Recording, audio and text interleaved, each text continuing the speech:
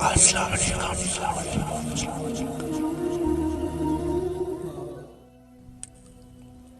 نیکوں کے ساتھ بیٹھنے کا فائدہ۔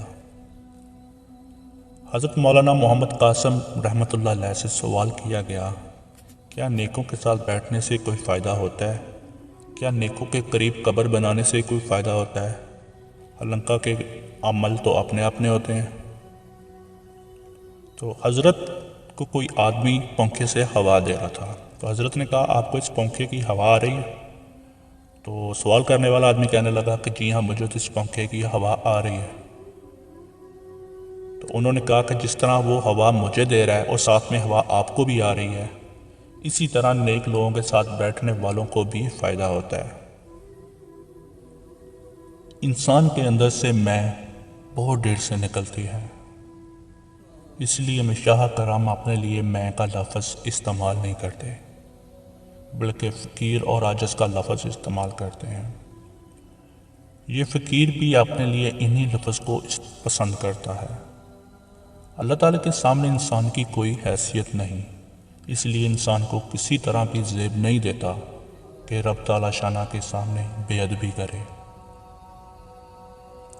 یاد رکھیں، انسان میں ذکر کے ساتھ ساتھ میں بڑھتی رہتی ہے۔ آخری چیز جو انسان کے دل سے نکلتی ہے وہ تکبر ہے۔ بڑا بننے کی خاطر انسان ذلت بھی گوارا کر لیتا ہے۔